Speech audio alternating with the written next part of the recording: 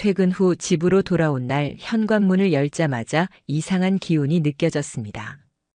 평소라면 저를 보며 왔어? 하고 반갑게 맞이했을 아내가 그날은 거실 소파에 앉아 창밖만 멍하니 바라보고 있었습니다. 불빛도 켜지지 않은 채 앉아있는 모습은 낯설었고 저는 무거운 공기가 집안을 짓누르는 듯한 기분을 받았습니다. 신발을 벗으며 왜 이렇게 어두워? 전등도 안 켰어? 하고 묻자 아내는 심호흡을 길게 내쉬더니 돌발적으로 말을 꺼냈습니다. 이번 추석엔 나 안 갈 거야. 그냥 빠질래. 순간 귀를 의심했습니다. 아내 입에서 저런 말이 나오리라곤 상상도 못했습니다. 명절 준비가 부담스럽다거나 제사 때 분위기가 불편하다고 말하던 건 예전부터였습니다. 하지만 직접적으로 안 가겠다라고 선언한 건 처음이었습니다. 그 말투는 단순한 푸념이나 짧은 짜증이 아니었습니다. 이미 오래전부터 다짐해온 결심을 털어놓는 사람의 확고함이 배어 있었습니다. 저는 아무 말도 못하고 아내를 바라봤습니다. 그러자 아내는 제 반응을 기다렸다는 듯 말의 속도를 높였습니다. 솔직히 너무 지쳤어. 매년 똑같잖아. 준비하고 치우고 눈치 보다가 끝나고 내 인생에서 명절은 행복이 아니라 고통 같아. 그래서 이번엔 그냥 쉬고 싶어. 당신도 알잖아. 내가 얼마나 버거워했는지. 그때 저는 당혹스러웠습니다. 명절이 다가올 때마다 아내가 힘들어하던 건 사실입니다. 특히 시댁 분위기가 엄격하고 제사 준비가 꼼꼼하게 진행되기에 며느리 입장에서는 크게 부담될 수밖에 없다는 걸 저는 알고 있었습니다. 하지만 그렇다고 해서 아예 빠진다고 선언하다니 저희 집안에서는 상상할 수도 없는 일이었습니다. 제사를 대하는 분위기가 워낙 보수적인 편이었거든요. 며느리가 빠지는 건 곧 불효로 이어지는 문제였고 가족들 사이에서 쉽게 용납되지 않을 일이었습니다. 그럼에도 불구하고 당시 제 머릿속은 혼란스러웠습니다. 아내의 말이 틀렸다고 반박할 수도 없었습니다. 저는 제사 준비보다 일찍 퇴근하는 선에서 조금 돕는 게 전부였지만 아내는 며칠 전부터 명절 음식을 준비하고 제사상이 끝날 때까지 꼬박 붙잡혀 있는 게 현실이었습니다. 그게 얼마나 피곤한 일인지 제대로 체감해 본 적 없는 제가 함부로 뭐라 말할 수는 없었습니다. 그래서 순간적으로 떠오른 감정은 화보다는 안쓰러움이었습니다. 속에서 올라오는 불편함을 애써 삼키며 저는 고개를 끄덕였습니다. 그러자 아내는 이미 준비된 대사처럼 말했습니다. 그래서 이번엔 제주도에 다녀오려고. 혼자 가서 자연 좀 보고 쉬다 오고 싶어. 그 말을 듣는 순간 묘한 이물감이 들었습니다. 보통이라면 최소한 이번에 빠져도 괜찮을까? 하고 눈치를 먼저 봤겠지만 아내는 고민 대신 확고한 결정을 통보하듯 말해버렸습니다. 명절 불참 제주도 여행이라는 흐름이 너무 매끄럽게 이어져 있었고 마치 오래전부터 마음속으로 답을 정해둔 듯 보였습니다. 저는 잠시 고민하다가 억지로 웃으며 그래. 몸이 힘들었을 테니까 쉬다 오면 좋지 하고 말했습니다. 스스로도 납득되지 않는 대답이었습니다. 제 속은 뒤숭숭했지만 아내가 한숨 돌릴 수 있도록 해주고 싶은 마음도 분명 있었습니다. 혹여 반대했다가 다툼이 커지는 것도 원치 않았습니다. 며칠 뒤 아내는 실제로 항공권을 예약했고 짐을 챙기기 시작했습니다. 여행용 파우치, 얇은 니트, 화장품, 약통까지 꼼꼼하게 챙기는 모습은 마치 단순한 휴식 여행이 아니라 치밀하게 계획된 출장 준비 같았습니다. 저는 그저 지켜보며 마음속으로 복잡한 감정들을 억눌렀습니다. 속으로는 진짜 나 없이 명절을 건너뛰는 게 가능할까? 우리 집안 사람들은 어떻게 생각할까? 그 같은 불안이 요동쳤습니다. 하지만 아내의 얼굴엔 오랜만에 편안한 표정이 떠 있었고 그걸 보는 순간 굳이 막을 수 없었습니다. 명절 이틀 전 아내는 가볍게 가방을 들고 공항으로 향했습니다. 잘 다녀올게. 웃으며 떠나는 그 모습은 도망치듯 보이기도 했습니다. 저는 혼자 남아 껄끄러운 현실을 감당해야 했습니다. 가족들에게는 감기에 걸렸다며 둘러댔습니다. 혼자 제사 준비와 집안일을 도맡으며 속으론 자존심이 상했습니다. 왜 제가 아내의 빈자리를 숨기며 눈치를 봐야 하는지 억울한 감정이 차올랐습니다. 명절 당일 느닷없는 사건이 터졌습니다. 제사상 정리를 끝내고 쉬고 있을 때 형수가 갑자기 저에게 휴대폰을 내밀었습니다. SNS 화면이었는데 낯익은 라면집 사진이 올라와 있었습니다. 제주에서 유명한 라면집이었고 저도 예전에 여행 갔을 때 한 번 들른 적이 있는 곳이라 기억나 있었습니다. 그런데 문제는 그 사진 속 인물이었습니다. 형수가 손가락으로 화면을 가리켰습니다. 이 여자 동서 아니에요? 순간 가슴이 철렁 내려앉았습니다. 사진 속 여자 고개를 숙이고 라면을 먹고 있는 모습, 그리고 손목에 끼워진 은색 커플 팔찌까지. 분명히 아내였습니다. 더 악몽 같았던 건 혼자가 아니라는 사실이었습니다. 아내 옆엔 한 남자가 앉아 있었는데 두 사람이 앉아 있는 거리는 연인처럼 가까웠고 사진의 분위기 자체가 누가 봐도 데이트 그 이상도 이하도 아니었습니다. 마지막 결정타는 사진 밑에 달린 문장이었습니다. 제주에서 먹는 라면 한 그릇, 그녀와 함께라 더 특별했던 날. 읽는 순간 제 심장이 내려앉았고 머릿속에 번개가 치는 것 같았습니다. 더 끔찍했던 건 그 사진에 아내가 직접 좋아요를 눌렀다는 사실이었습니다. 적어도 숨기려는 노력도 없이 당당히 자신의 존재를 드러낸 겁니다. 그 순간 머릿속이 새하얗게 변하며 믿음이 삽시간에 무너져 내렸습니다. 형수의 목소리는 멀리서 들리는 것 같았습니다. 혹시 착각일 수도 있으니까 너무 마음 쓰지 마. 그러나 저는 분명히 알고 있었습니다. 그 옷, 그 팔찌, 그 자세는 절대로 착각이 될 수 없는 아내였습니다. 그날 이후 저는 제 안에서 갈기갈기 찢어지는 감정 속에 서 있었습니다. 혼자 쉬겠다더니 그 남자와 함께 제주도에 있었던 거야? 나한테 왜 거짓말을 한 거지? 저 남자는 도대체 누구지? 수많은 의문이 들이닥쳤지만 무엇보다 충격이었던 건 아내의 태도였습니다. 최소한 들키지 않으려는 신용조차 하지 않았다는 것.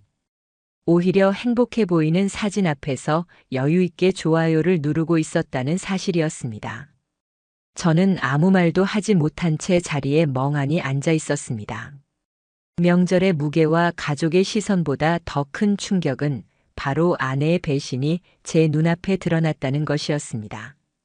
그리고 그 순간 저는 깨달았습니다. 이건 단순한 불참도 그냥 휴식 여행도 아니었다는 걸요.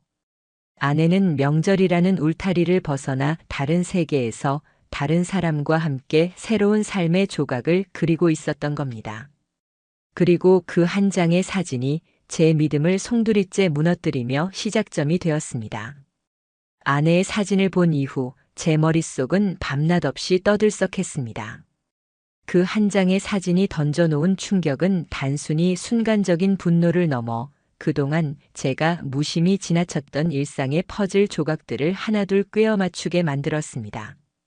그리고 놀랍게도 그 조각들은 전부 이미 진행되어 왔던 계획된 행동이라는 사실을 드러내고 있었습니다. 생각해보면 아내의 변화는 꽤 오래 전부터 시작된 것이었습니다. 단순히 제사와 집안일에 지쳐 예민해진 게 아니었습니다. 제가 그때그때 대수롭지 않게 넘겨버린 수많은 장면이 이제 와서 모두 명확한 의미를 띠고 떠오르고 있었습니다. 가장 먼저 떠오른 건 휴대폰이었습니다. 예전 아내는 휴대폰을 자유롭게 사용했습니다. 저와 영상을 함께 보거나 친구와의 대화를 보여주며 가벼운 이야기를 나누기도 했습니다. 그런데 어느 순간부터 아내는 휴대폰을 늘 손에서 놓지 않았습니다. 식탁에 앉아 있을 때도 침대에 누웠을 때도 아침에 눈 뜨자마자 가장 먼저 손에 쥔 게 휴대폰이었습니다. 화면을 켜는 각도도 미묘하게 달라졌습니다. 제가 옆에 다가가면 잽싸게 화면을 돌려버리거나 아예 폰을 뒤집어두는 행동을 반복했습니다. 그것은 단순한 무의식적 습관 같지 않았습니다. 분명 뭔가를 숨기려는 행동이었습니다. 그뿐만이 아니었습니다. 언제부턴가 아내는 집안일에서 점점 손을 떼기 시작했습니다. 평소 부지런히 움직이던 사람이었다는 점에서 그 변화는 더 두드러졌습니다. 방에 틀어박혀 하루 가운데 절반 이상을 보내기도 하고 이유 없이 머리가 아프다며 누워있는 날이 많아졌습니다. 그럴 때마다 은은하게 들려오는 통화 소리가 있었습니다. 하지만 아내는 통화 버튼을 누르자마자 방 밖으로 나가버리기 일쑤였고 저는 그저 회사 일 때문인가 보다 하고 넘겨버렸습니다. 사실 그때가 이미 신호였습니다. 그 다음으로 이상했던 건 이유 없는 외출이었습니다. 어느 날 분명 회사 일정이 없다고 말했던 날이었는데 퇴근 후 집 앞에서 아내를 마주치게 되었습니다. 그녀는 택시에서 황급히 내려 누군가와 손을 흔들며 인사를 나누고 있었습니다. 저를 발견하자 약간 당황한 얼굴로 동네 친구야라고 설명했지만 그 남자의 실루엣은 지금 생각해보면 낯익었습니다. 바로 제주 라면집 사진 속 그 남자와 굉장히 닮아 있었습니다. 당시에는 그냥 대수롭지 않게 흘려보냈었죠. 하지만 결국 그 기억이 진실로 이어지는 열쇠가 되었습니다. 그리고 하나 더 떠오른 건 택배함을 드나들던 모습입니다. 명절 전 아내는 거의 매일처럼 집 앞 택배함을 확인했습니다. 저는 장난스럽게 무슨 택배가 그렇게 많아? 나한테도 선물 좀 해줘라고 말했는데 아내는 머쓱하게 웃으며 당신 몰래 준비한 추석 선물이야 라고 얼버무렸습니다. 당시에는 소소한 비밀쯤으로 여겼습니다. 그러나 아내가 제주도로 떠난 이후 집 거실 책장 위에 있던 작은 박스 하나가 감쪽같이 사라졌습니다. 그 안에는 여행용 미니 카메라, 제가 선물했던 폴라로이드 카메라, 화장품 샘플, 비상약 같은 게 들어있었는데 전부 여행에서 기록을 남기는 데 필요한 물건들이었습니다. 그때서야 저는 깨달았습니다. 그 택배가 단순한 추석 선물 따위가 아니었다는 걸요. 마지막으로 강하게 남은 장면은 출발 당일 짐을 싸던 순간이었습니다. 아내의 침대 위에는 얇은 파란색 속옷 포장과 화려한 파우치가 놓여 있었습니다. 저는 스쳐 지나가듯 새로 산 거야? 라고 물었는데 아내는 급히 파우치를 집어 가방 속에 넣으며 응, 여름 제품인데 제주도는 아직 따뜻하잖아 라고 답했습니다. 당시에는 대수롭지 않게 넘어갔지만 그게 사실은 남편에게 보여주지 않으려는 준비물이었던 겁니다. 모든 퍼즐은 거꾸로 맞춰졌습니다. 휴대폰을 손에서 놓지 않던 이유, 일부러 집안일을 피하던 태도, 택시에서 내리며 인사했던 남자, 수상쩍던 택배 상자, 여행 전 새로 산 의류와 파우치. 이 모든 게 결국 하나의 답으로 향하고 있었습니다. 아내는 명절 스트레스만으로 제주도로 도망간 게 아니라 이미 철저하게 계획된 불륜 여행을 준비하고 있었던 것입니다. 명절이라는 핑계는 그저 가장 완벽한 알리바이였을 뿐이었습니다. 사진 한 장이 던진 의심은 이제 확신으로 변해갔습니다. 아내의 행동 하나하나가 모두 복선이었다는 걸 깨닫는 순간 가슴 깊숙한 곳에서 분노가 끓어올랐습니다. 그녀는 단순히 거짓말을 한 게 아니었습니다. 제가 믿고 있던 결혼이라는 틀, 우리 가정이라는 울타리를 계획적으로 깨고 있었던 겁니다. 그 생각이 떠오르는 순간 더는 예전처럼 무심히 지나칠 수가 없었습니다. 머릿속의 진실을 반드시 확인해야 한다는 강박이 도사리기 시작했습니다. 단순히 감정적으로 싸워서는 안 된다고 스스로 다짐했습니다. 만약 제가 이 사실을 바로 들이밀었다면 아내는 분명 약속이나 해명, 얄팍한 변명으로 상황을 덮으려 했을 겁니다. 하지만 저는 더 이상 속고 싶지 않았습니다. 그때부터 저는 아내의 모든 행동을 주시하기 시작했습니다. 어디로 가는지, 누구와 연락하는지, 어떤 흔적을 남기는지. 눈앞엔 차갑게 굳어버린 현실이 펼쳐져 있었지만 이상하게도 내면은 점점 냉정하게 가라앉아 갔습니다. 감정보다 이성을 앞세워야 한다고 철저히 준비해야만 진실을 끝까지 파헤칠 수 있다고 생각했기 때문입니다. 아내의 제주도 사진을 본 순간부터 저는 단순한 의심의 단계에 머무를 수가 없었습니다. 한때는 잠깐의 착각이라고 애써 부정하려 했지만 누군가의 손에 잡히는 증거를 확인한 순간 사람은 달라집니다. 그 전까지는 혹시 아닐지도 모른다라는 불확실함 속에서도 희망을 품을 수 있지만 눈앞에서 치명적인 그림이 맞춰지는 순간 그 희망이라는 건 산산이 부서집니다. 그 불확실함이 거치고 난 뒤에 남는 건 오히려 더 잔인했습니다. 아내는 명절이 끝난 뒤 아무렇지도 않게 집으로 돌아왔습니다. 손에 여행 가방을 쥔 채 문을 열고 들어오는 모습은 평소 출근 후 돌아오는 날과 똑같았고 얼굴에는 피곤한 기색 대신 오히려 여유가 묻어났습니다. 웃으며 잘 쉬다 왔어. 공기도 좋고 바람도 좋아서 살 것 같더라라고 말하는데 그 순간 제 심장은 속에서 굉음을 내며 흔들렸습니다. 그날 제 앞에서 웃는 표정은 이미 알고 있는 진실을 더욱 극적으로 대비시키는 거짓의 얼굴이었습니다. 저는 애써 감정을 감추며 평소처럼 고개를 끄덕였습니다. 속에서 불길처럼 솟구치는 분노를 삼키며 오히려 담담하게 대했습니다. 이유는 단 하나였습니다. 감정을 드러내는 순간 모든 게 물거품이 될 수 있음을 직감했기 때문입니다. 만약 제가 그 자리에서 사진을 보여주며 따졌다면 아내는 당연히 발뺌했을 겁니다. 온갖 변명과 억지 해명을 늘어놓았을 거고 증거가 한 장뿐이라면 그조차 우연, 친구, 착각으로 포장했을 겁니다. 그리고 오히려 제가 예민하게 굴고 있다는 식으로 몰아가려 했을지도 모릅니다. 결혼 생활 속에서 숱하게 보아온 아내의 날 선 변명 습관을 저는 누구보다 잘 알고 있었습니다. 그래서 더욱 차갑게 결심했습니다. 이 상황을 끝까지 가져가기 위해서는 모든 확실한 물증을 손에 쥐어야 한다. 그날 밤부터 저는 아내의 일거수일투족을 기록하기 시작했습니다. 눈에 띄지 않게 그러나 철저한 감시자로. 다음 날 퇴근 후 아내는 평소와 다름없이 화장을 고치고 나가면서 카페에 좀 들렀다 올게라고 말했습니다. 너무 자연스럽게 흘러나오는 거짓말이었기에 오히려 분노가 치밀었습니다. 하지만 겉으로는 저는 미소를 띤 채 그래 다녀와. 조심하고라고 답했습니다. 목소리는 차분했지만 속으로는 이미 시계를 확인하고 메모를 작성했습니다.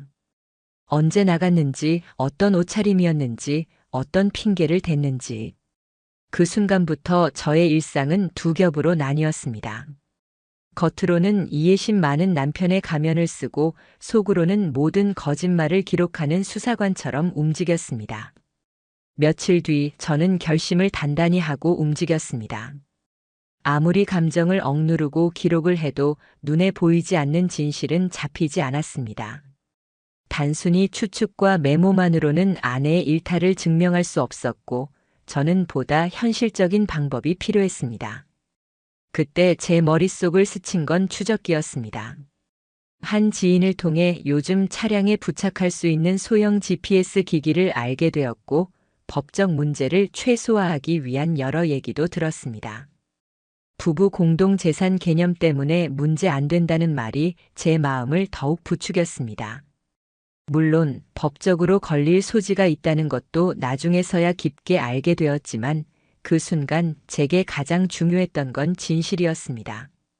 결국 저는 작은 박스에 담긴 GPS 장치를 구매했고 어느 저녁 아내가 샤워 중일 때 몰래 차 트렁크 안쪽 깊숙한 곳에 부착했습니다. 묘하게 손끝이 떨렸습니다. 저 자신이 이렇게까지 할 줄 몰랐고 동시에 이런 방법을 써야만 한다는 현실이 참담했습니다. 하지만 마음 한편에서는 희한한 안도감도 있었습니다. 이제 거짓말이 어디서든 잡힐 것이고 증거는 쌓여갈 테니까요. 다음 날 저녁 아내는 오늘은 오래된 동창을 만나야 한다며 외출을 알렸습니다. 평범한 듯 던져진 한마디였지만 저에겐 의심의 신호탄이었습니다. 저는 들키지 않으려 평소처럼 고개를 끄덕여 주었고 곧 휴대폰을 열어 GPS 어플을 켰습니다. 화면 속 빨간 점이 움직이기 시작했습니다. 처음엔 번화가로 향하다가 차는 갑자기 방향을 틀어 외곽 쪽 주택가 근처 상권에 멈췄습니다. 지도상으로는 작은 카페와 가정집, 그리고 작은 호텔이 모여 있는 골목이었습니다. 차는 1시간 넘게 그 자리에 있었습니다. 저는 숨이 막히듯 화면을 들여다보며 온갖 생각에 사로잡혔습니다. 아내는 그곳에서 지금 무슨 일을 하고 있는 걸까? 정말 오래된 동창을 만난 게 맞을까?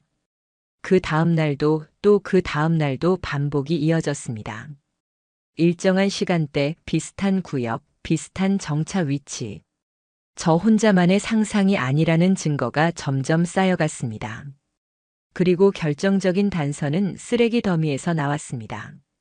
어느 날 아침 아내가 외출하고 돌아온 뒤 차 안을 살핀 저는 바닥에 구겨진 종이를 발견했습니다. 영수증이었습니다. 그것은 특별한 호텔에서의 결제 내역이었고 체크인과 체크아웃 시간이 아주 구체적으로 찍혀 있었습니다. 그 순간 머릿속이 하얘졌습니다. 단순히 의심만 하던 게 실체를 드러내는 순간이었으니까요. 거기에 더해 다른 영수증은 편의점 결제 내역이었는데 와인과 안주 그리고 커플 전용 스킨케어 세트가 적혀 있었습니다. 혼자 여행을 가거나 스트레스 해소를 위해 구매할 수 있는 물건이 아니었습니다. 그것은 분명 누군가와 함께하기 위한 물건이었습니다. 그 모든 걸 붙잡는 순간 저는 더 이상 머뭇거릴 수 없었습니다. 아, 이제는 확실히 나를 기만하는구나. 하지만 다시 한번 마음을 다잡았습니다. 증거를 쥐고 있는 상태에서도 더 치밀해야 한다는 다짐이었습니다. 호텔 영수증, 편의점 영수증, 차량 이동 경로, 제주도 여행 흔적. 모든 것을 폴더로 정리하기 시작했습니다. 일부는 엑셀 파일을 만들어 날짜별로 배열했습니다. 사진, 시간, 장소, 결제 내역까지 모두 기록했습니다. 제 자신이 마치 한 명의 수사관처럼 변해 있었습니다. 어느 순간 거울에 비친 제 얼굴을 보며 섬뜩하게 느꼈습니다. 이제는 단순히 상처받은 남편이 아니라 냉철하게 움직이는 조사자가 된 것 같았으니까요. 하지만 그렇게라도 하지 않으면 언제든 변명으로 덮일 수 있는 불륜의 망령 앞에서 무너지고 말았겠죠. 며칠 후 아내는 이번 주말에 갑자기 회사 프로젝트가 잡혔다며 늦는다 했습니다. 순간 제 마음은 이미 답을 알고 있었습니다. 그래, 무리하지 말고. 태연이 답했지만 제 눈빛은 차갑게 얼어붙어 있었습니다. 그날 모든 준비는 끝났습니다. 이제는 기록을 넘어 현장을 직접 확인할 차례였습니다. 아내는 금요일 저녁 평소와 다름없는 얼굴로 퇴근했습니다. 하지만 제 눈에는 그날따라 모든 행동이 부자연스럽게 보였습니다. 현관문을 열고 들어오자마자 화장대 앞에 앉아 꼼꼼하게 화장을 다시 하고 머리까지 고데기로 정리했습니다. 평상시엔 회식이나 약속이 아니면 좀처럼 하지 않던 행동이었습니다. 오늘 회사에서 팀장님이랑 미팅이 있어서 늦게 끝날 것 같아. 아내는 아무렇지도 않게 말했습니다. 하지만 저는 그 한마디에 내심 씁쓸한 웃음이 나왔습니다. 회사에서 늦게까지 미팅을 준비하는 사람이 굳이 향수를 진하게 뿌리고 원피스를 갈아입고 머리를 곱게 손질할 이유가 있을까요? 전부 누군가를 만나기 위해 준비하는 모습이었습니다. 저는 감정을 들키지 않으려 했습니다. 오히려 차분한 얼굴로 고개를 끄덕이며 말했습니다. 그래. 무리하지 말고 천천히 와. 그 말을 던지는 순간 제 속에서 비수 같은 감정이 치밀어 올랐습니다. 제 말의 숨은 의미를 아내는 전혀 눈치채지 못했습니다. 순간 잠시 멈칫하더니 이내 익숙한 듯 고개를 끄덕이고 집을 나섰습니다. 문이 닫히자마자 집안에 정적이 흘렀습니다. 그 침묵 속에서 저는 천천히 준비했던 가방을 들었습니다. 작은 캠코더, 휴대폰, 보조 배터리, 차량 블랙박스와 연동되는 저장 장치까지. 손끝이 떨렸습니다. 지금 하려는 일이 단순한 감시가 아니라 가정을 무너뜨린 진실을 직접 마주하는 순간임을 너무나 잘 알고 있었기 때문이었습니다. 밤 9시 무렵 저는 이미 아내의 차량 GPS 신호를 따라 서울 시내 특정 구역으로 향하고 있었습니다. 지도상의 붉은 점은 호텔 밀집 지역에 찍혀 있었고 그 호텔 이름은 며칠 전 발견했던 영수증에 적힌 곳과 일치했습니다. 도착하니 좁은 골목과 작은 호텔 건물들이 늘어서 있었습니다. 화려하지도 그렇다고 허술하지도 않은 딱 은밀한 만남이 숨을 수 있는 공간이었습니다. 주차장 구석에 하얀 SUV 한 대가 눈에 띄었습니다. 번호판을 확인한 순간 심장이 멎는 듯 했습니다. 아내의 차량이었습니다. 저는 핸들을 붙잡은 채 깊게 숨을 내쉬었습니다. 차 안에 앉아 있자니 온몸이 긴장으로 굳어버리는 느낌이었습니다. 지금 호텔 안에는 아내가 있을 겁니다. 그녀 혼자가 아니라 그 남자와 함께. 그 사실을 온전히 받아들이느냐 아니면 여전히 의심일 뿐이라며 회피하느냐. 제 안에서 마지막 대답이 갈라지고 있었습니다. 하지만 시간이 흐르면서 머리보다 가슴이 먼저 반응했습니다. 두 손을 떨며 캠코더를 켜고 준비했습니다. 전부 기록해야만 했습니다. 감정이 증거가 되어주지는 않습니다. 눈으로 본 모든 것은 순간의 폭발로 끝날 수 있지만 사진과 영상은 지워지지 않고 남을 겁니다. 밤은 깊어갔고 11시를 넘어가던 무렵 호텔 자동문이 미끄러지듯 열렸습니다. 두 사람이 나왔습니다. 그 순간 제가 보게 된 장면은 제 심장을 갈기갈기 찢어 놓았습니다. 한 사람은 제 아내였습니다. 그리고 그녀 옆에는 낯선 남자가 있었습니다. 아내와 나란히 걷는 그의 손에는 캐리어가 들려 있었습니다. 더욱 충격적이었던 건 아내가 그 남자의 팔에 손을 올리고 있는 모습이었습니다. 마치 오래전부터 함께한 연인처럼 익숙하고 자연스러웠습니다. 그런 모습은 단 한 번도 제 옆에선 보여주지 않았던 제스처였습니다. 그들의 표정은 평온했습니다. 불안도 긴장도 찾아볼 수 없었습니다. 아내는 그의 어깨에 몸을 살짝 기대며 미소를 지었고 그는 그런 아내를 대수롭지 않게 받아주며 차로 향했습니다. 그 모습에서 저는 직감했습니다. 이 만남은 처음도 우연도 아니란 걸. 이미 수없이 반복되어 온 일이었음을 몸서리치게 느낄 수 있었습니다. 저는 차 안에서 몸이 굳은 채로 그 장면을 지켜봤습니다. 뛰쳐나가고 싶은 충동이 온몸을 덮쳤습니다. 하지만 꾹 참았습니다. 지금 감정에 휘둘려서야 모든 게 헛수고가 됩니다. 대신 카메라 줌을 당겨 연속으로 촬영했습니다. 아내의 모습을, 남자의 얼굴을, 두 사람이 주차장을 나서며 나누는 시선과 표정을 모조리 담았습니다. 그들이 차량에 올랐고 곧 어둠 속으로 사라졌습니다. 남겨진 건 공허한 주차장과 제 카메라에 남은 영상 파일뿐이었습니다. 텅 빈 공간에 홀로 남으니 숨이 가빠졌습니다. 그동안 제 안에서 소용돌이치던 모든 의심이 단숨에 현실로 바뀐 순간이었습니다. 분노와 허탈함이 교차했습니다. 발로 바닥을 차고 싶을 만큼 울컥하다가도 이젠 끝내야 한다는 냉정한 이성이 고개를 들었습니다. 저는 지푸라기라도 잡는 심정으로 호텔 로비로 향했습니다. 프런트 데스크 직원에게 다가가 아내의 카드 내역 일부를 보여주며 혹시 조금 전 퇴실한 고객님 중에 이 카드로 결제하신 분 계신가요? 하고 물었습니다. 당연히 직원은 단호하게 고개를 저었습니다. 개인정보라 말씀드릴 수 없습니다. 예상했던 반응이었습니다. 하지만 저는 이미 답을 알고 있었습니다. 방금 제 눈앞에 지나간 두 사람의 뒷모습이 그보다 더 명확한 증거가 어디 있겠습니까? 거기에 CCTV까지 있다면 부정할 여지는 없을 겁니다. 집으로 돌아오는 길 제 내면은 산산조각 나 있었습니다. 한때 함께 웃고 울며 살아온 아내가 저를 속이고 다른 남자의 옆에서 웃고 있다는 사실. 그 뒤로 제가 걸어온 시간들이 얼마나 허망한지 머릿속이 하얘졌습니다. 그러나 곧 차가운 결심이 다시 찾아왔습니다.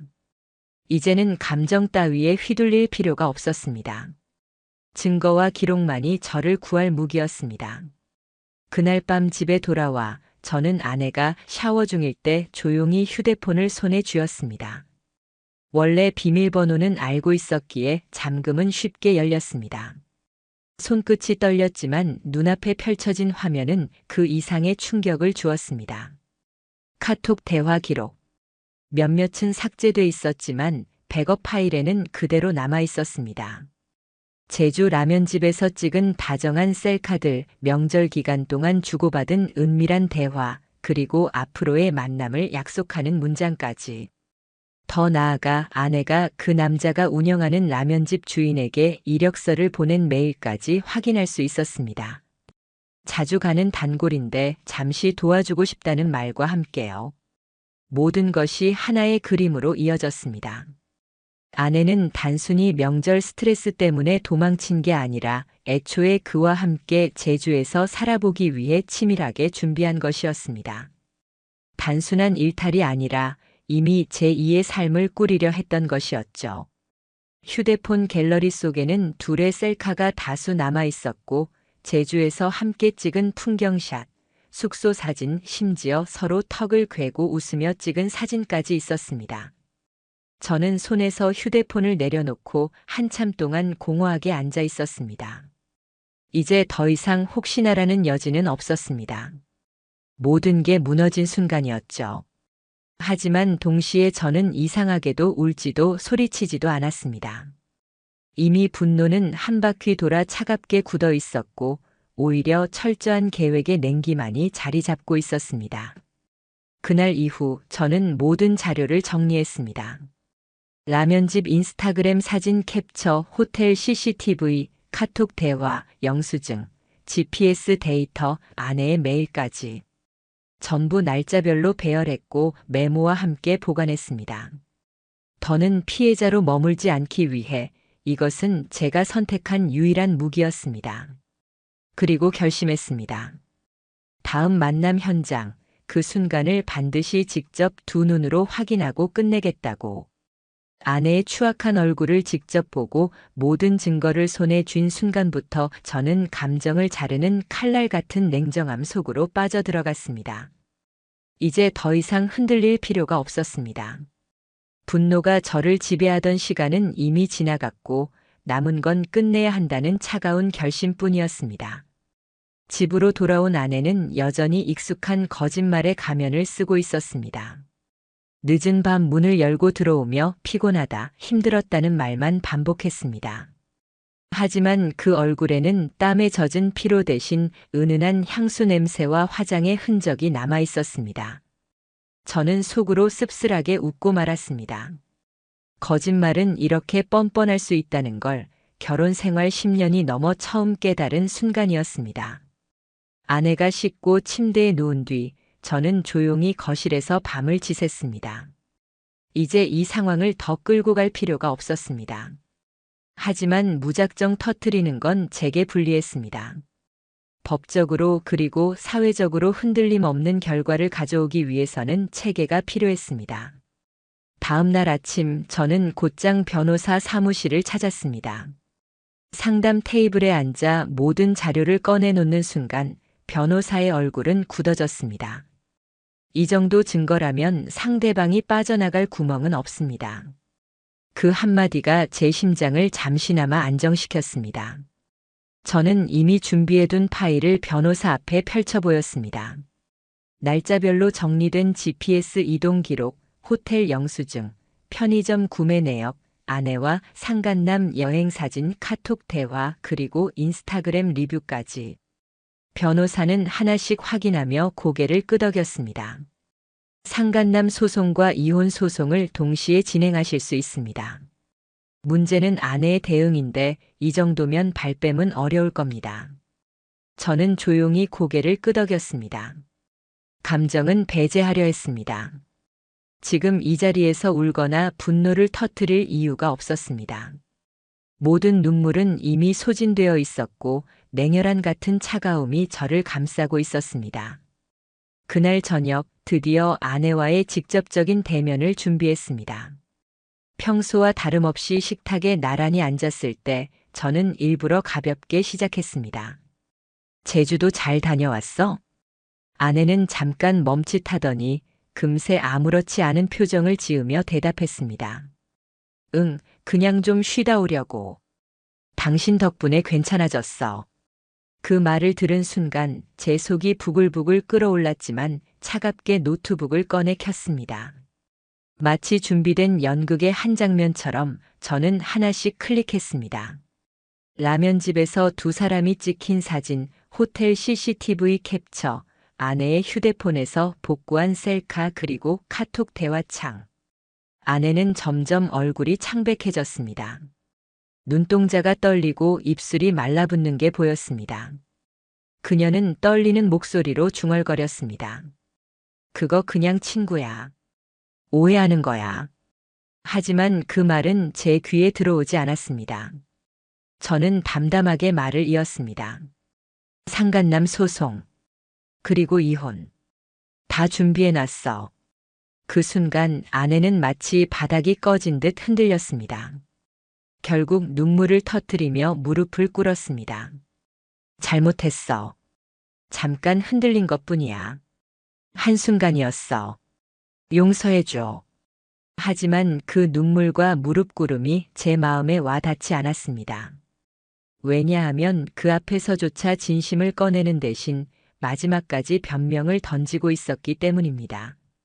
저는 휴대폰을 조용히 꺼내 녹화 버튼을 눌렀습니다. 그 순간조차 제가 해야 할 일은 감정이 아니라 증거였으니까요. 내가 지금 말하는 건 전부 기록될 거야. 변호사에게 전달할 거고 법정에서도 쓰일 거야. 아내는 울부짖으며 제 옆을 붙잡으려 했습니다. 하지만 이미 모든 건 끝난 뒤였습니다. 그날 밤 아내는 결국 짐을 챙겨 친정으로 갔습니다. 떠나는 뒷모습을 지켜보며 저는 담담하게 스스로에게 말했습니다. 이제 시작이다. 며칠 후 변호사는 상간남 측에 내용 증명을 발송했습니다. 처음엔 대수롭지 않게 반응하지 않던 그 남자도 두 번째 서류가 닿자 변호사를 선임하고 모습을 드러냈습니다. 연인 관계가 아니라 정서적 위로였다.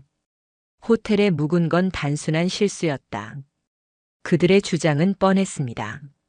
하지만 이미 확보된 자료 앞에서 무의미한 버티기였을 뿐입니다. 인스타그램 사진, 직접 찍힌 셀카, 라면집 영수증, 호텔 명세서. 거짓을 덮기는 불가능했습니다. 법적 절차는 차갑게 굴러갔습니다. 저는 더 이상 감정에 흔들리지 않았습니다. 아내와 상간남을 동시에 피고 자리에 앉히는 절차가 이미 진행 중이었으니까요. 상간남의 정체를 처음 마주했을 때 저는 허탈함에 가까운 감정을 느꼈습니다. 처음엔 직장 동료쯤일 거라 생각했습니다. 그래도 최소한 일정한 선은 지키지 않았을까, 분별은 있었을 거라는 마지막 기대가 있었던 겁니다. 하지만 진실은 생각보다 훨씬 사소했고, 그래서 더 충격적이었습니다. 그 남자는 아내의 직장과는 아무런 연관이 없는 사람이었습니다. 정확히 말해 아내가 취미로 다니던 요가 강습에서 만난 프리랜서 사진작가였습니다. 정규직도 아니었고 안정된 직장도 아니었습니다. 자기소개에 늘 자유로운 삶을 추구한다고 적어 다녔고 SNS는 여행지 감성 사진과 자기만족적인 글들로 도배되어 있었습니다. 인물 사진을 찍으며 순간을 포착하는 예술가라고 스스로를 포장했지만 제 눈엔 그저 사회적 책임감 없이 하루하루를 소모하며 사는 무책임한 남자일 뿐이었습니다. 제주, 강릉, 속초 같은 바닷가 어딘가에서 찍은 사진을 올리며 자유롭다, 행복하다라고 말하는 모습은 오히려 비겁해 보였습니다.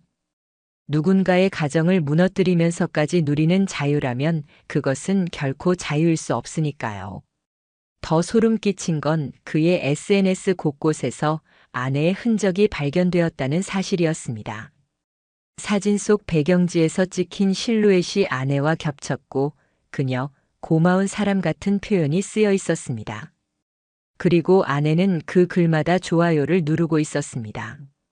치밀하고 은밀한 외도라기엔 너무 대담했고 은폐라기보다는 자랑에 가까웠습니다. 저는 변호사와 상의 끝에 상간남에게 정식 소장을 발송했습니다. 내용 증명에는 불륜의 사실관계, 손해배상 청구 금액, 가정 파탄에 대한 책임 조항이 하나하나 명시돼 있었습니다. 첫 번째 서류에는 아무런 반응이 없었습니다. 마치 사건이 무의미하기라도 한 듯 침묵으로 일관했습니다. 잠시 흔들리나 싶었지만 두 번째 문서가 전달되자 드디어 상간남 측 변호사가 답변을 보내왔습니다. 두 사람은 연인 관계가 아니었다. 단순한 정서적 교류였을 뿐이다. 함께 식사하거나 여행을 한 것은 사실이지만 불륜으로 규정할 수 없다. 그들의 주장은 뻔했습니다. 서로를 위로해 준 것뿐이라는 거였습니다. 하지만 제가 확보한 자료 앞에서 그런 말은 아무 의미가 없었습니다. 호텔 영수증, 차량 GPS 기록, 제주 여행 중 찍힌 셀카 같은 방에서 촬영된 사진들. 어느 하나라도 정서적 위로라는 말로는 포장할 수 없었습니다. 법정에서의 첫 대면은 긴장감으로 가득했습니다. 저는 원고로 앉았고 피고석엔 아내와 상간남이 나란히 앉아 있었습니다. 아내는 고개를 떨군 채 단 한 번도 제 시선을 마주하지 않았습니다. 반대로 상간남은 억울하다는 듯 뻔뻔하게 고개를 젖히며 판사 앞에 섰습니다. 저는 그녀와 연인 관계가 아닙니다. 다만 힘들어하는 마음을 위로했을 뿐입니다. 그의 태도는 끝까지 저를 자극했습니다. 하지만 곧 제 변호사가 준비한 자료들이 하나둘 씩 화면에 띄워졌습니다. 라면집 사진, 호텔 CCTV 캡처, 아내의 카톡 대화, 그리고 편의점에서 구매한 커플 세트 영수증까지. 재판부는 아무런 변명도 통하지 않는다는 듯 묵묵히 고개를 끄덕였습니다. 결국 상간남의 태도는 오히려 법정에서 자신에게 불리하게 작용했습니다. 그는 반성은커녕 오히려 억울하다고 소리쳤고 SNS를 계속 운영하며 그 안에서조차 아내의 흔적을 남기고 있었습니다. 제 변호사는 그 모든 SNS 기록을 캡처해 제출했습니다. 글 속에는 사랑, 고마움 같은 단어가 명확하게 등장했고 함께한 여행지의 사진이 증거로 남아 있었습니다. 법원은 이를 명백한 부정행위로 판단했습니다. 상간남 소송에서 2천만 원 손해배상 판결이 내려졌습니다. 판결문이 낭독되던 순간 상간남의 얼굴은 그제서야 굳어졌습니다. 하지만 그건 이미 너무 늦은 후였습니다. 판결 이후 그의 삶은 급격히 무너져 내렸습니다. 본인이 운영하던 사진 클래스는 수강 취소가 이어졌고 온라인 커뮤니티엔 불륜 사진작가라는 꼬리표가 붙었습니다. 그가 그렇게 자랑스럽게 올리던 SNS 계정은 비공개로 바뀌었고 유튜브 채널과 블로그도 싸늘한 조롱으로 가득 찼습니다. 자신을 감성으로 포장하며 살던 사람의 말로는 결국 막장과 몰락뿐이었습니다. 아내의 상황도 비슷했습니다. 친정에 머물던 그녀는 직장에서 휴직계를 제출했고 소문이 돌면서 끝내 복직조차 못하고 퇴직 처리되었습니다. 직장 동료들 사이에서는 명절 피하려고 제주 갔다가 상간남이랑 들켜 이혼당했다는 뒷말이 퍼졌습니다. 장모님은 눈물로 전화를 해왔습니다. 왜 그렇게까지 했냐고, 내가 조금만 더 참아주지 그랬냐고. 그러나 저는 단호했습니다. 어머니, 제가 그냥 넘어가야 했을까요? 그럼 저는 뭐가 됩니까? 저는 피해자가 아니라 당당히 맞서는 원고였습니다.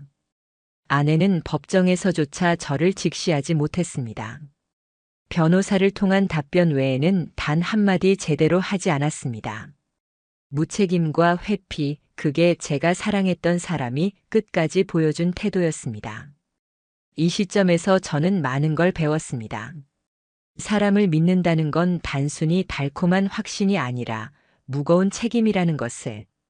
그리고 그 믿음이 무너졌을 때는 감정이 아니라 법과 증거가 유일한 무기가 된다는 것을요. 상간남은 추락했고 아내는 모든 걸 잃었습니다. 사회적, 법적 결과는 명확했습니다.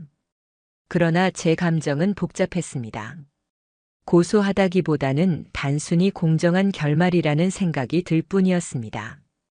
법정에서 판결문이 낭독되던 순간 제 심장은 잔잔히 떨렸습니다. 이미 예측했던 결말이었지만 막상 재판부의 목소리로 그 단어들을 듣는 순간 모든 감정이 차오르는 걸 막을 수는 없었습니다. 피고의 부정행위는 명백히 인정된다. 이에 원고의 청구를 받아들여 이혼을 선고하며 위자료 및 손해배상 청구를 인용한다. 순간 제 귀에는 마치 망치가 내려찍히는 소리처럼 울렸습니다. 이것으로 끝이구나. 길었던 어둠의 터널이 마침내 막을 내렸구나. 재판장 양옆에 앉아있던 아내와 상간남은 대조적인 표정을 짓고 있었습니다. 아내는 흰 종이처럼 창백한 얼굴로 고개를 숙이고 있었고 상간남은 입술을 깨물며 억울하다는 표정을 짓고 있었습니다. 그러나 그 어떤 반박도 판결을 흔들 수는 없었습니다. 제가 법정을 나서는 순간 복도는 이상하리만큼 조용했습니다. 그리고 그 복도의 끝에서 아내와 마주쳤습니다. 마지막으로 마주하는 얼굴. 한때 제 삶의 전부였던 사람, 함께 울고 웃던 사람이 제 앞에 고개를 떨군 채 서 있었습니다. 그녀는 작은 목소리로 혼잣말처럼 중얼거렸습니다. 이렇게까지 될 줄은 몰랐어. 그 말을 듣는 순간 제 안에서 모든 감정이 정리되었습니다. 지금의 상황은 누구도 예상 못한 비극이 아니었습니다. 스스로 선택한 행동의 결과였고 그 책임을 외면한 자가 맞이한 너무도 당연한 결말이었습니다. 저는 담담히 그녀를 바라볼 뿐이었습니다. 돌아서는 순간 제 뒷모습 뒤로 아내의 흐느낌이 들려왔습니다. 하지만 저는 멈추지 않았습니다. 그 눈물은 더 이상 제게 닿지 않았습니다. 아내는 결국 직장에서 완전히 퇴직 처리되었습니다. 긴 휴직 끝에 퍼진 소문은 삽시간에 현실이 되어 돌아왔습니다. 주변 동료들 사이에서는 이미 그녀의 사생활 이야기가 퍼졌습니다. 제사 피하려고 제주도 갔다가 불륜 들통나서 이혼당했다더라. 상간남이랑 호텔 사진까지 법원에 나왔대. 그 말들은 칼날처럼 아내를 찔렀습니다. 사회는 생각보다 좁고 입은 생각보다 가볍습니다. 상간남 역시 예외는 아니었습니다. 감성 사진작가라 불리며 SNS에서 팔로워들을 모아 강습도 하고 소규모 클래스도 운영하던 그의 이름은 이제 불륜 작가라는 낙인으로 불렸습니다.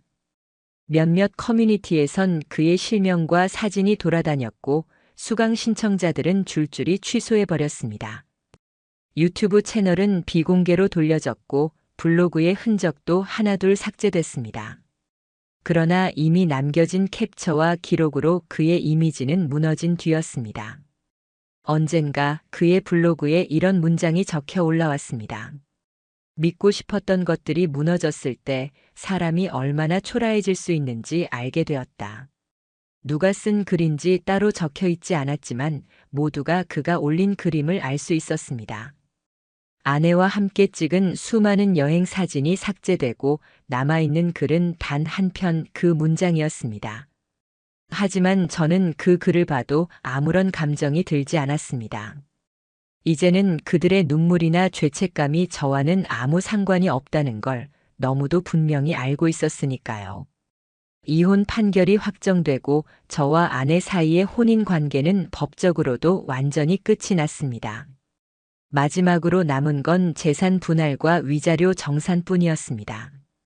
아내는 내용조차 직시하지 못한 채 변호사를 통해 무미건조하게 의사를 전달했습니다. 그 무책임한 태도에 저는 다시 한번 씁쓸한 웃음을 지었습니다. 마지막 순간조차 그녀는 직접 제 눈을 보며 책임을 지려 하지 않았습니다. 그러나 저는 무너져 내리지 않았습니다. 오히려 단단해졌습니다. 모든 과정을 겪으며 저는 깨달았습니다. 사람의 신뢰는 세계의 모든 화폐보다도 무겁다는 걸. 그 신뢰가 무너질 때 남는 건 공허와 분노뿐이며 그 대가는 상상을 초월할 만큼 잔인하다는 걸요. 저는 이제 혼자가 되었습니다. 하지만 이혼이라는 낙인이 제 인생의 끝은 아니었습니다. 오히려 저는 이 사건을 계기로 제 자신을 다시 세웠습니다. 가족에게도 친구에게도 그리고 무엇보다 제 자신에게도 더 단단히 책임을 지겠다는 다짐을 했습니다. 삶을 다시 설계하고 무너진 신뢰 속에서도 앞을 향해 나아가기 위해 매일 일상의 균형을 다잡았습니다. 혼자가 된 집은 허전했지만 동시에 새로 시작할 수 있는 공간이기도 했습니다. 누구의 눈치도 볼 필요 없고 누구의 거짓에 속을 이유도 없는 제 삶 안의 공간이자 시간으로 다시 채워나갔습니다. 그리고 가장 크게 깨달은 건 사람을 속이는 건 단순히 거짓말하는 게 아니라는 사실이었습니다. 거짓말은 곧 상대방의 시간, 신뢰, 감정, 미래까지 송두리째 배신하는 행위입니다. 그리고 그 대가는 결코 가볍지 않습니다. 아내는 직장과 명예를 잃었고 상간남은 사회적 평판을 잃었습니다. 그들이 서로를 구원이라 착각했던 감정은 순식간에 꺼져버렸습니다. 결국 두 사람은 연락도 끊겼다고 들었습니다. 서로의 삶에서 구원이 아니라 가장 치명적인 흉터로 남아버렸을 뿐이었습니다. 저는 그 사실에서 오히려 아이러니한 위안을 느꼈습니다. 진실은 언제나 드러나고 거짓은 언제나 무너진다는 단순하면서도 명확한 법칙이니까요. 마지막으로 제 이야기를 듣고 있는 여러분께 전하고 싶은 말이 있습니다. 혹시라도 지금 누군가를 속이고 있거나 누군가의 신뢰를 배반하는 일을 하고 있다면 부디 멈추시기 바랍니다. 거짓은 절대 끝까지 숨겨지지 않습니다. 작은 의심 하나가 커지고 한 장의 사진이 모든 걸 뒤흔들 수도 있습니다. 결국 자신이 판 함정에 자신이 빠지고 손에 쥔 모든 것을 잃게 될 것입니다. 저는 이제 혼자가 되었지만 비로소 제 삶의 주체가 되었습니다. 앞길은 여전히 험하고 상처는 완전히 아물지 않았습니다. 그러나 단 하나는 분명합니다. 저는 더 이상 속지 않습니다. 그리고 다시는 누군가의 거짓 때문에 제 삶 전체를 내던지지 않을 겁니다. 이 고통스러운 경험은 제게 가장 값비싼 교훈을 남겼습니다. 진실만이 사람을 지탱한다는 것. 그게 제가 긴 싸움을 끝내고 이 자리에서 드릴 수 있는 마지막 이야기입니다.